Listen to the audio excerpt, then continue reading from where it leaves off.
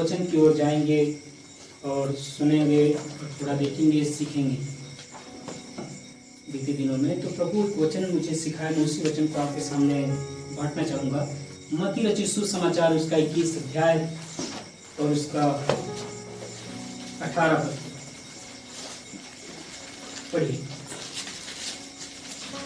भोर को जब वह नगर को लौट रहा था तो उसे भूख लगी। सड़क के किनारे अंजीर का एक पेड़ देखकर वह उसके पास गया और पत्तों को छोड़ उसमें और कुछ न पाकर उससे कहा, अब से तुझ में फिर कभी फल न लगे। फिर कभी फल ही न लगे। और क्या हुआ आगे? और अंजीर का पेड़ तुरंत सूख गया।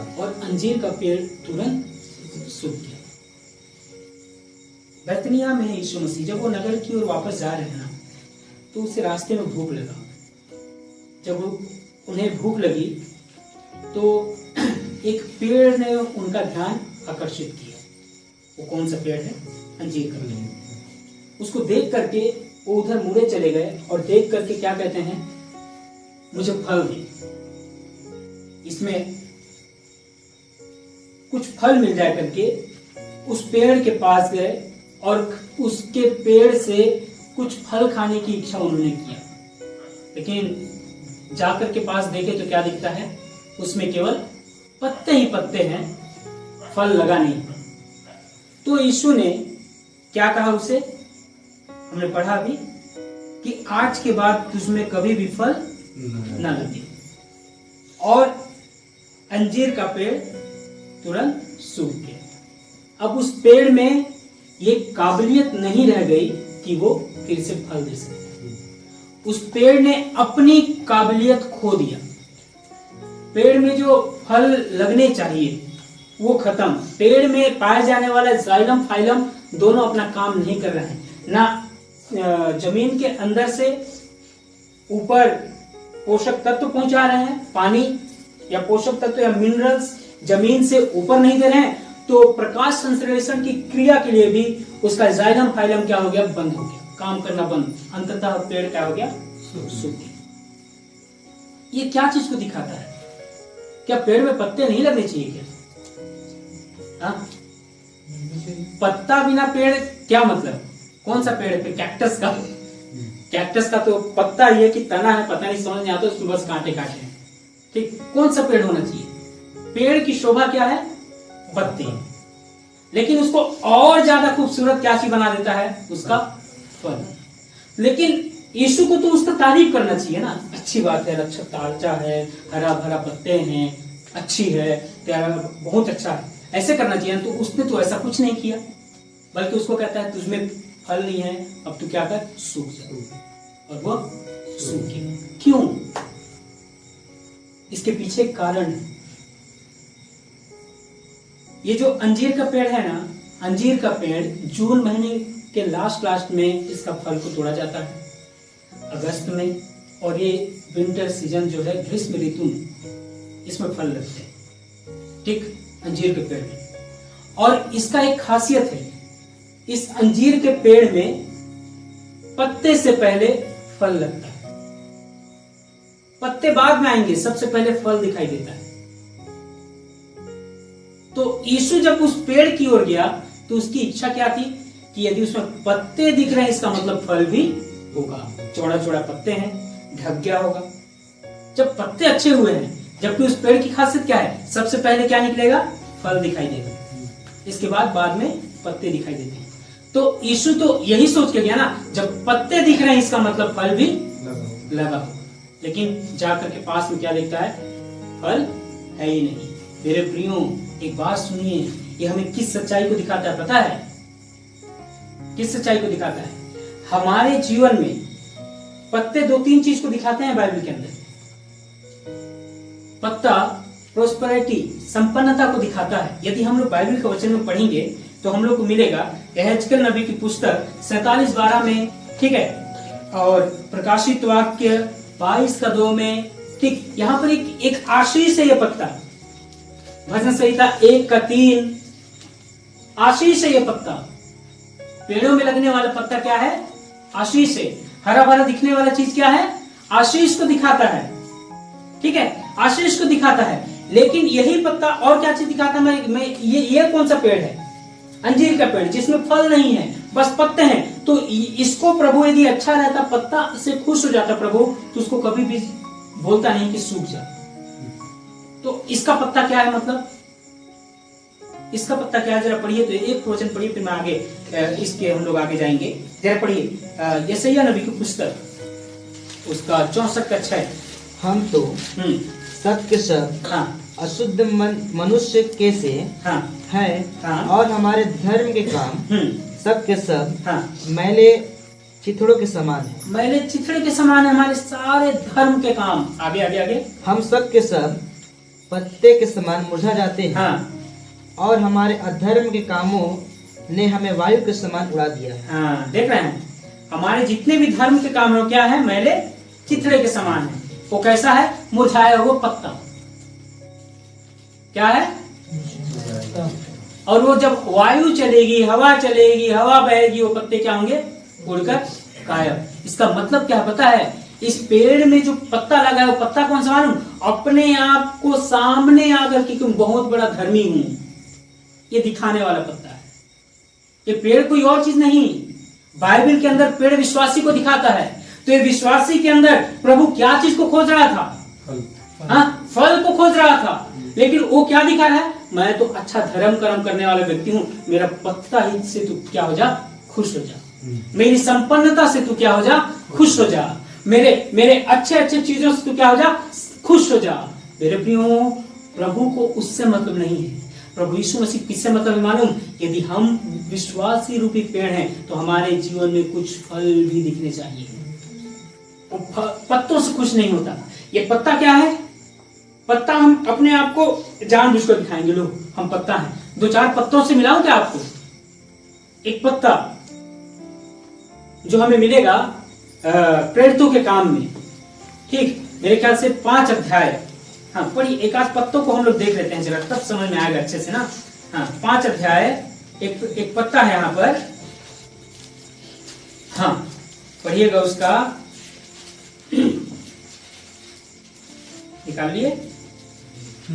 5 अध्याय उसका। आप लोग इस कहानी से वाकिफ हैं, इस घटना से वाकिफ हैं, फिर भी 2 पद से पढ़िए।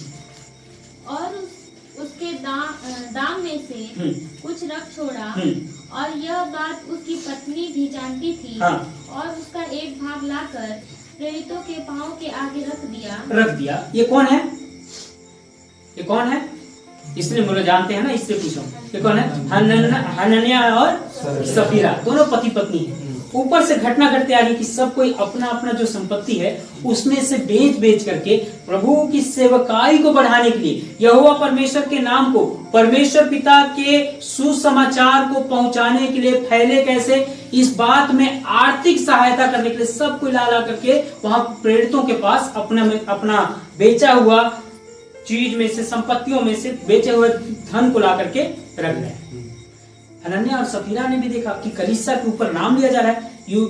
कलीसिया में जब प्रेरितों के पास लाकर दिया जा रहा है तो सबको उसका नाम लेते हैं, और हम भी करते हैं, हमारा भी फलाने खेत को बेचते हैं और हम भी जाकर के रख देंगे। ऐसा करके कौन जा रहा है? हनन्याह और सफीरा जाकर के क्या कर रहे हैं? पतरस के सामने ले जाकर के रखे। उन्होंने वचन में लिखा है, देख रहे हैं, इनका पत्ता देखिएगा ना, एक किस तरह के पत्ते हैं। दूसरा पद मैंने पढ़ा ध्यान से कि उसके दाम में से कुछ रख छोड़ा, कुछ जमीन को उसने बेचा। पहला पद, और हनन्याह नाम एक मनुष्य और उसकी पत्नी सफीरा ने कुछ भूमि बेची। फिर और उसके दाम में से कुछ रख छोड़ा। और यह बात उसकी पत्नी भी जानती थी। और उसका एक भाग लाकर प्रेरितों के पांव के आगे रख दिया। ये भी चाहता है कि अब पतरस क्या करेगा? मेरा नाम लेगा। अब याकूब क्या करेगा? मेरा नाम लेगा कलीसिया के सामने, कि हनन्याह और सफीरा वो लोग खड़े हो जाएंगे। खड़े हो गए। हाँ इन्होंने फलाने जगह का जमीन को बेचा और इतना पैसा मिला, सबको ला कर दे। लेकिन इनका अंदर कमरे में क्या चला था मालूम?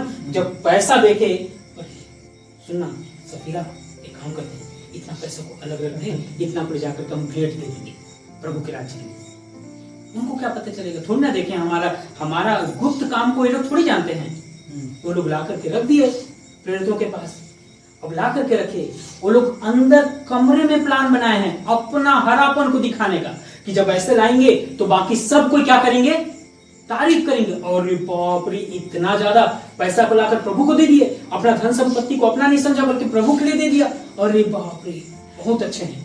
जाते जाते फिर कलीसिया से निकलेंगे तो कलीसिया के, अरे बहन बहुत अच्छा करेंगे भाई लोग, अरे भैया हनन्याह बहुत अच्छा किया भैया, बहुत। जब वो लोग फिर अगले संडे चर्च आएंगे तो भैया भैया आप इसमें इस कुर्सी में बैठे, आप ज्यादा दिए हैं इसलिए। तो लोग यही ना सोचे थे, यही ना सोचे थे कि 4 लोगों के बीच में हम लोग का नाम को कलीसिया के पास्टर लोग ऊंचा उठाएंगे, यही ना सोचे थे। लेकिन ये क्या ये दिखाने का सोच रहे हैं ना ये लोग। ये भी तो एक पत्ता की तरह काम कर रहे हैं कि लोग तुम क्या करो, मुझे देख लो, समझ जाओ, जान जाओ कि मैं कौन हूं, मेरा क्या वर्चस्व है, देखकर समझ जाओ। ये कौन कह रहा है? हनन्याह और सफीरा के मन में था। वो लोग भूल गए तेरे अंदर, तेरे बाहर का चीज को नहीं बल्कि तेरे अंदर की चीज को देखने वाला पवित्र आत्मा है। तेरे घर के अंदर तुम दोनों पति पत्नी ने क्या योजना बनाया है उसको देख लेता है। तभी 3 पद में पतरस ने कहा, हाँ, परंतु पतरस ने कहा हे हनन्याह, हाँ, शैतान ने तेरे मन में यह बात क्यों डाली है कि तू पवित्र आत्मा से झूठ बोले और भूमि के दाम से कुछ रख छोड़े। देख रहे हैं इनका हरा पत्ता कैसा है? ये हरा पत्ता जो पवित्र आत्मा देखना चाहता है, वो चीज ये हरा पत्ता को वो हरा पत्ता इनके जीवन से छिपा रहा है। इनके जीवन से पवित्र आत्मा क्या देखना चाहता था? तुम मन फिराए हो ना, तुम विश्वासी हो ना, तुम वो पेड़ हो ना जिसके पास प्रभु को फल चाहिए, जिससे प्रभु फल चाहिए, वो पेड़ हो ना तुम। जब गया सामने आया तो पत्तों ने आगे आके ढक लिया। और क्या बोलता है? पतरस बोलता है कि हे हनन्याह और सफीरा, हे हनन्याह, तुझे ये शैतान ने तेरे मन में क्या बात डाल दी कि तू पवित्र आत्मा से क्या बोले? झूठ बोले। यानी सच्चाई क्या है? सच्चाई क्या है? फल है, जिसे कौन सुनना चाहता था? पवित्र आत्मा। हर मसीहियों के जीवन में एक सच्चाई का फल लगना चाहिए। उसको झूठा तारीफ पाने के चलते हम अपने आप को झूठा बना लेते हैं।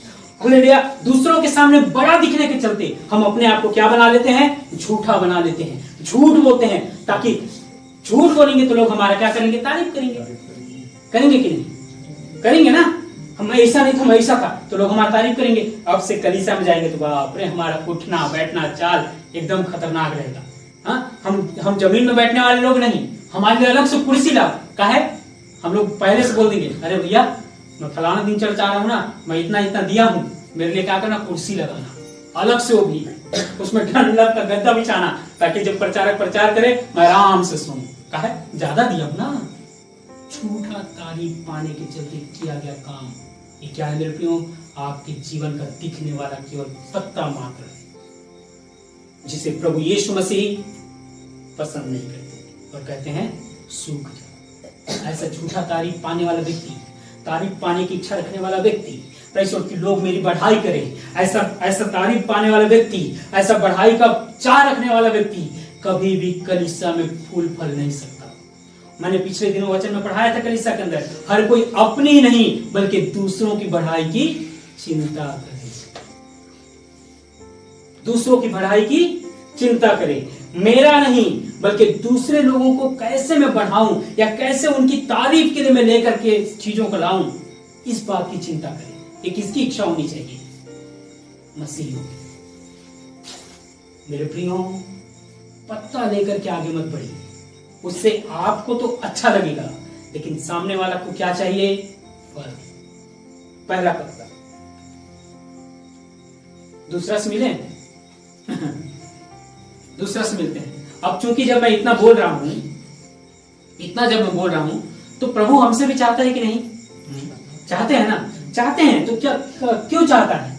वचन में लिखा है, यदि हम मत्ती रचित सुसमाचार 3 अध्याय पढ़ें तो वहां पर लिखा हुआ है कि मन फिराव के योग्य फल लाओ। डायरेक्ट बोलता है परमेश्वर, हम में वो फल को देखना चाहता है। पत्तों को नहीं। हम पत्तों को लेकर के कितने दिन तक आगे बढ़ेंगे? हाँ, कितने दिन तक आगे बढ़ेंगे? परमेश्वर चाहता है कि हम में फल दिखे। मन फिराओ के योग्य फल लाओ। मेरे प्रियो, जिस विश्वासी में, जिस पेड़ में फल लगेगा वो क्या है मालूम? वचन में लिखा है 15 अध्याय यूहन्ना रचित सुसमाचार, जरा निकालिए तो हम लोग देखते हैं, फिर से आगे बढ़ेंगे। 15 अध्याय 15 का उसका 16।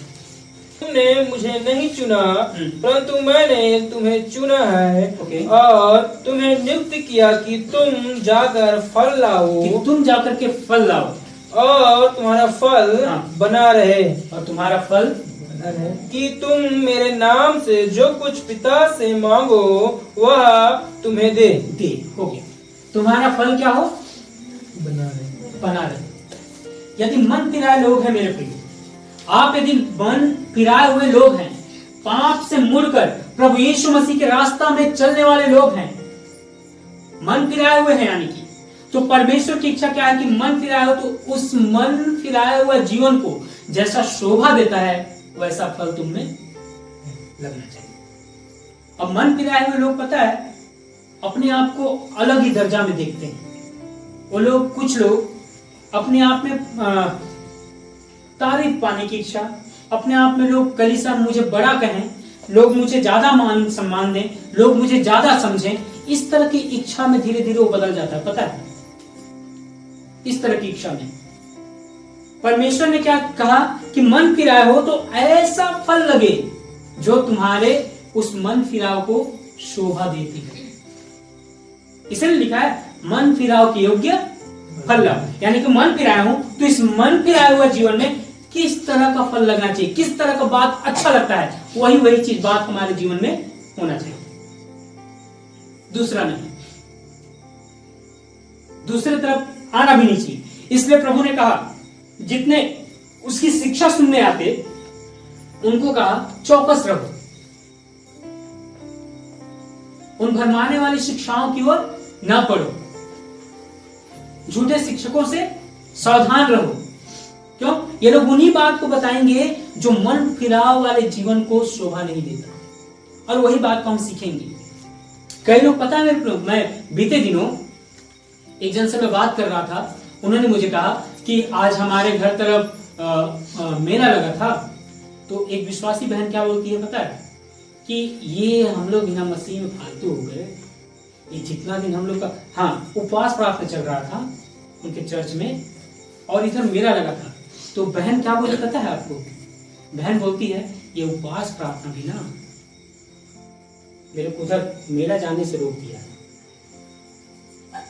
उपवास प्रार्थना के चलते मैं मेला देखने जा नहीं पा रही। ऐसा करके पता है वो किसी से बात कर रही है, अपना दुख व्यतीत कर रही है कि इस उपवास प्रार्थना के चलते मैं उधर मेला देखने नहीं जा पा रही हूँ। वो कितना अच्छा विश्वासी है। अब प्रभु यदि आकर उससे कहे कि मन फिराव का फल है, क्या जवाब देगी? परमेश्वर यदि उससे जाकर के कुछ एक्सपेक्ट करे, क्या जवाब देगी? वो बोला वाह। और परमेश्वर से चाहिए सब चीज बड़ा बड़ा, उत्तम चीजें हमें प्रभु से चाहिए, और मन फिराव का योग्य फल नहीं है। उपवास प्रार्थना उसके लिए एक बंधन बन गया कि मेला देखने नहीं जा पाएगा। तब तो आज तो उपवास प्रार्थना था, तब तो संडे मीटिंग को भी छोड़ के जाती होगी मेला देखने। कैसे?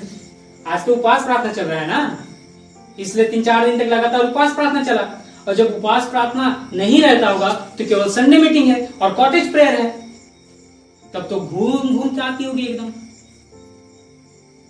मैं बोला हम दोनों आपस में मिलकर अपनी उस बहन के विषय में थोड़ा सा बात की कि ऐसा नहीं होना चाहिए, उसको सिखाओ समझाओ, ऐसा डांट के वचन के बारे में उसको बताओ क्या चीज कहता है, उसका आत्मिक जीवन में ना उसको आत्मिक रीति से सच्चा बनाओ, झूठा नहीं, आत्मिक रीति से सच्चा बनाओ कि तुम आत्मिक हो। आत्मिक लोग किस तरह से कार्यों में आगे बढ़ते हैं, किस तरह के कार्यों में आगे बढ़ेंगे। और प्रभु ने कहा ना हमें कि मन फिराव के योग्य फल लाओ। तो ये कैसा फल है मेरे प्रिय? एक व्यक्ति से मिलाता हूं मैं, जरा पढ़ेंगे क्या? निकालिए जरा पुराना नियम किताब, पहला राजा 17 अध्याय। हाँ, एक व्यक्ति से मिलाता हूं जो फल, उसका फल को देखिएगा और हनन्याह सफीरा के फल से हम लोग थोड़ा सा मिलाने का कोशिश करेंगे, ठीक है। हाँ, 17 अध्याय उसका 10 पद से पढ़िएगा।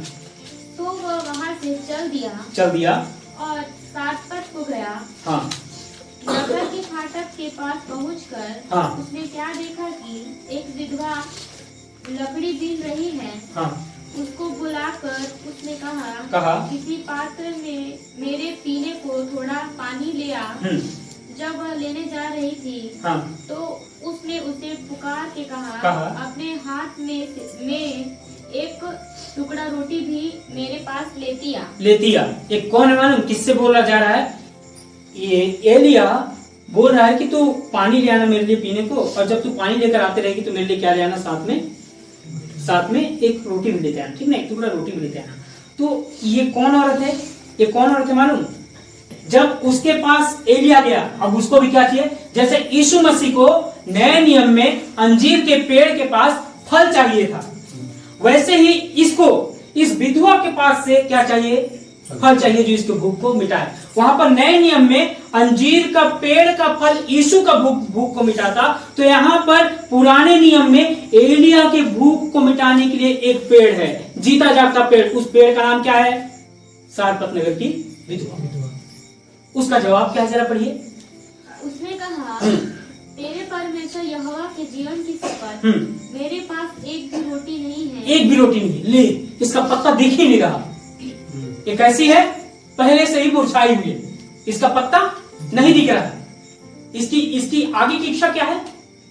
केवल घड़े में मुट्ठी भर मैदा और कुप्पी में थोड़ा सा तेल है, और मैं 1 लकड़ी बीन कर लिए जाती हूँ कि अपने और अपने बेटे के लिए उसे पकाऊं और खाएं, और हम उसे खाएं फिर मर जाएं। देख रहे हैं इस पेड़ के पास कैसी स्थिति है? इस पेड़ के पास मेरे प्रियो पत्ता नहीं है दिखाने को।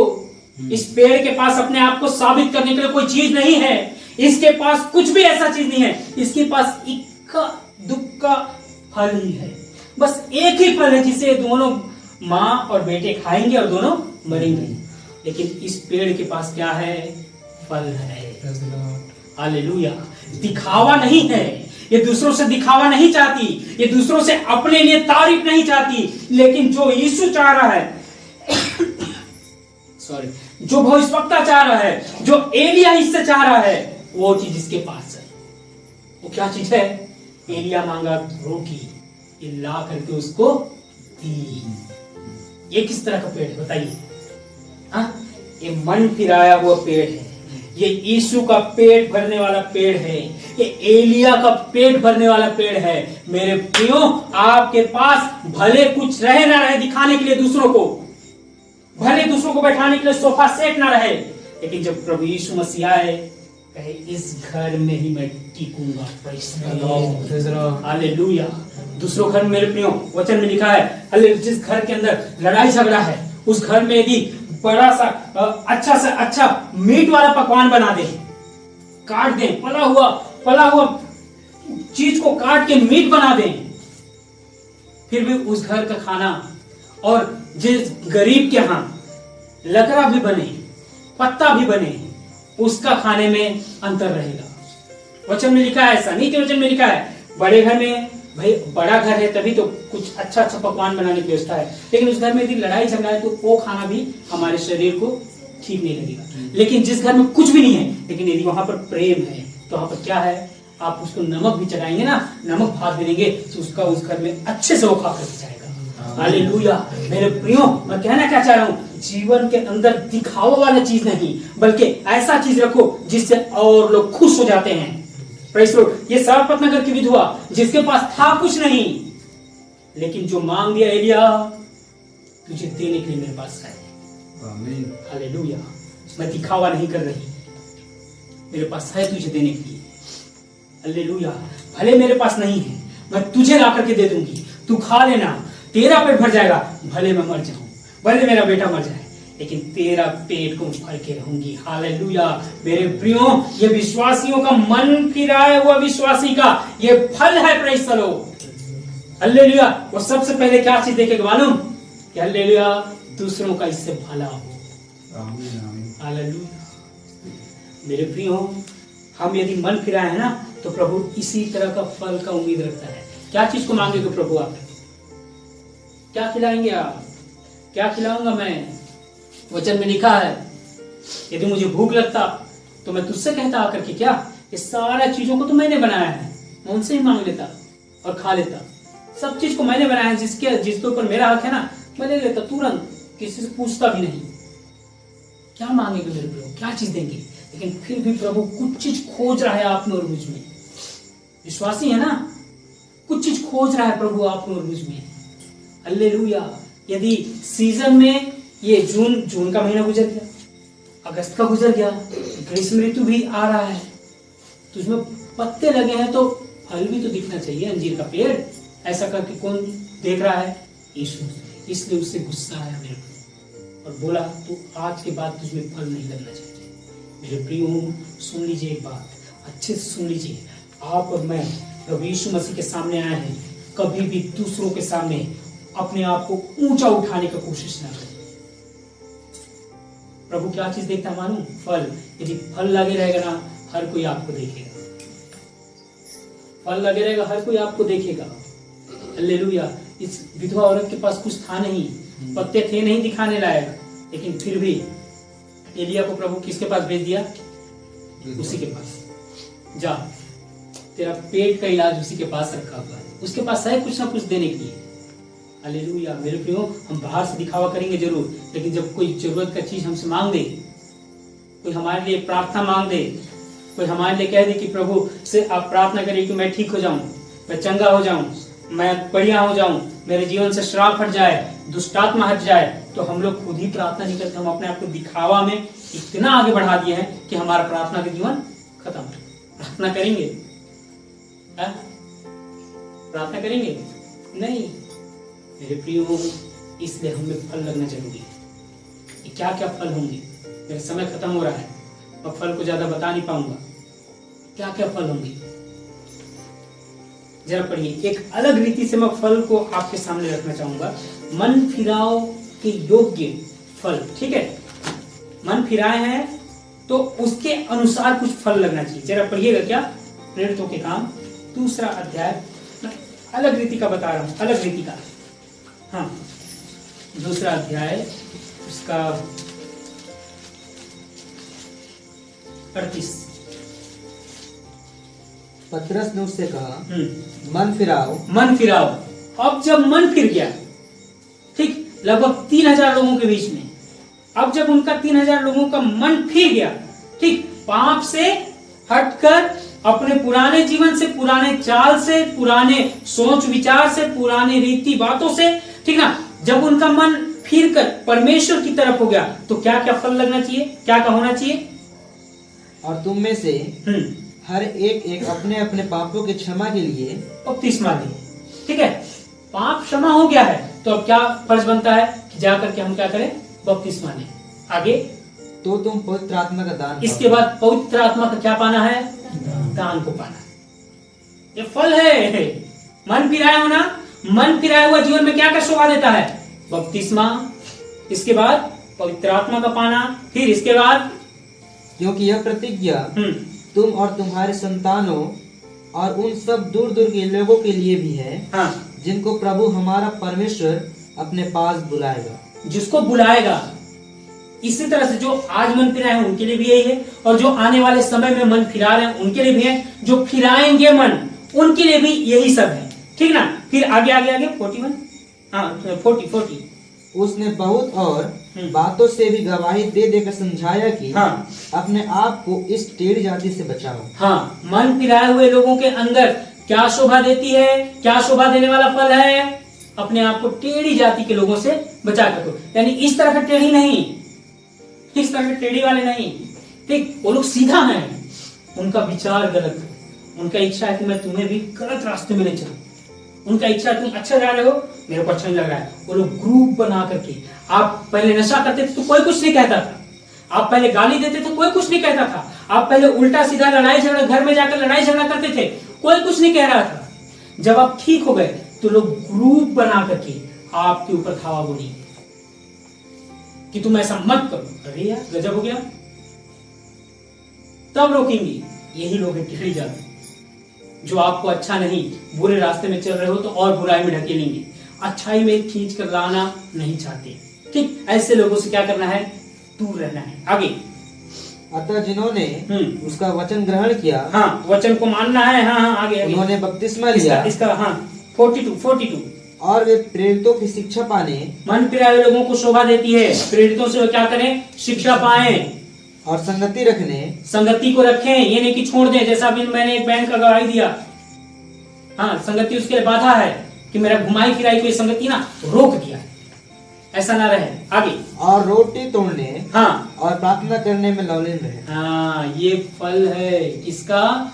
जो मन फिराए हुए लोग है ना, उनके जीवन के अंदर ये बातें शोभा दे सकने वाली या शोभा देने वाली ये फल है मेरे प्रियो। जो मन फिरा है उसके जीवन के अंदर ये बातें सतत क्रिया होनी चाहिए, कंटिन्यूअसली होनी चाहिए, ये बातें होती रहनी चाहिए। ये नहीं कि साल में एक बार प्रार्थना किए, संडे को केवल प्रार्थना किए, इस तरह से नहीं। कई लोग कब प्रार्थना करते मालूम? मैं भी कहीं गया था, गौर किया एक बात को, जिंदगी में कभी एक प्रेयर नहीं किया।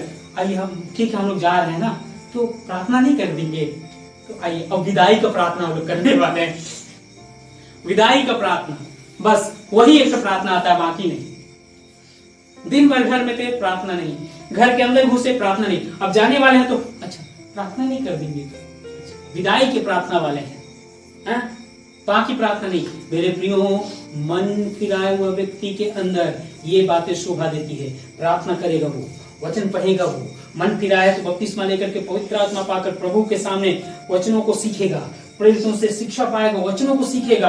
Hallelujah, praise the Lord. अपना समय निकाल के प्रार्थना करेगा। यदि इफिसियों की पत्री को हम लोग पढ़ें, जो बीते दिनों हम लोग पढ़ रहे थे, उसके नीचे लिखा है कि क्या करें, आत्मिक उन्नति के लिए हम लोग क्या करें। आत्मिक लोग क्या करते हैं पता है? जो आत्मा से परिपूर्ण व्यक्ति वो क्या करता है? वे जब आपस में मिलेंगे गीत गाएंगे, आराधना करेंगे, अपना चाहे अकेले रहें चाहे ग्रुप में रहें, अपने मन में प्रभु के लिए स्तुति आराधना करते रहेगा, गीतों को गाते रहेगा। इस तरह से इफिसियों को पत्री में लिखा है मेरे प्रियो।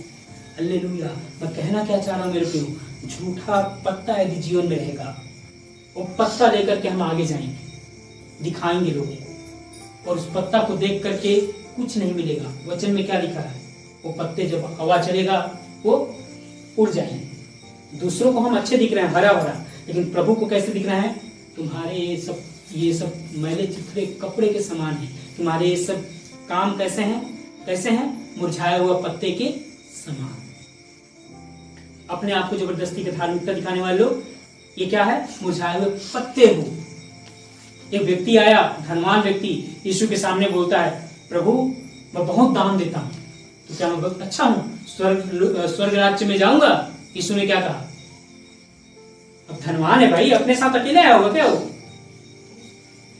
अकेले थोड़ी, उनके पास एक अलग सा दिखावा होता है। एक दिन मैं और मेरा भाई बात कर रहे थे, बोलता है पैसा भी एक अजीब चीज है मालूम। जब अपने पास पैसा नहीं रहेगा ना तो सस्ता से सस्ता चीज खरीदेंगे, और जब पैसा आने लगेगा ना तो मन में एक अलग सा बात बन जाता है, सब चीज ब्रांडेड पहनूंगा,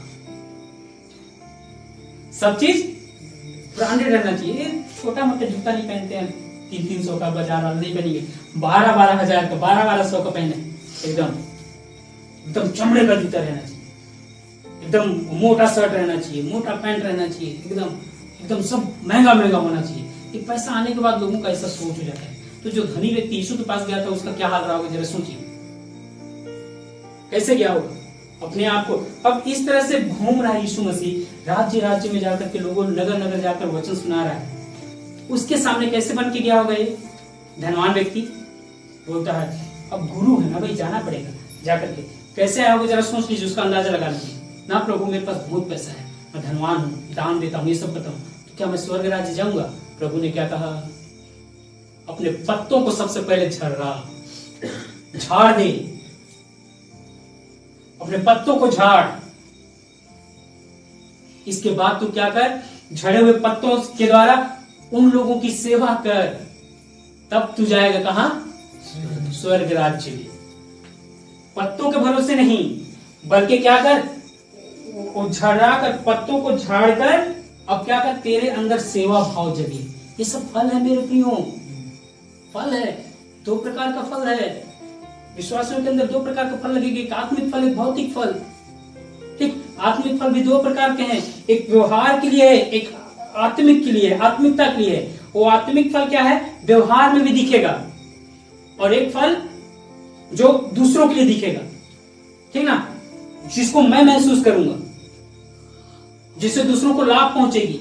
और एक फल दूसरे लोग देखकर ही महसूस कर लेंगे। अब पढ़कर देखिएगा, एक व्यक्ति के घर यीशु ने गया भोजन करने, और वहां पर जाकर के उस घर के लोग यीशु के द्वारा आशीष नहीं पाए, लेकिन उस घर के अंदर आए हुए पापनी स्त्री उस घर से आशीष लेकर जा रही है। घर दूसरे का, खाना पीना यीशु के लिए दूसरे लोगों ने ठहराया है, खाने में दूसरे लोग बुलाए हैं।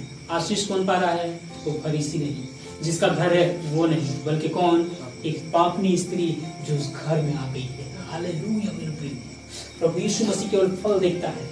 आप यदि मन फिराए हुए लोग हैं, आपके अंदर प्रभु फल देखना चाहता है। हालेलुया प्रेज़ द लॉर्ड, फल देखना चाहता है। यीशु आता है तो अपने साथ कुछ लेकर आया है देने के लिए, लेकिन यदि फल रहेगा तब देगा।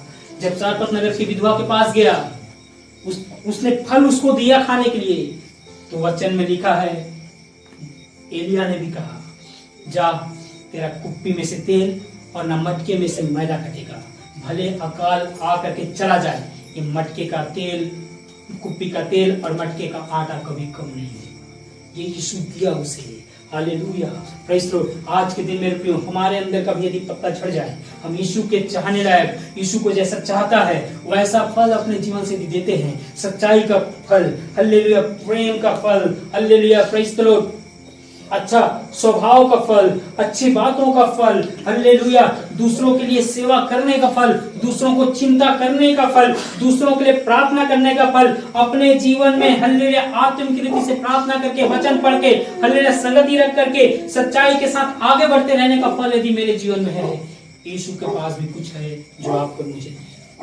हालेलुया कि पवित्र आत्मा हम सबों के घर परिवार में ऐसा ही आशीष दे। Hallelujah praise the lord. Hallelujah, ये प्रार्थना करें।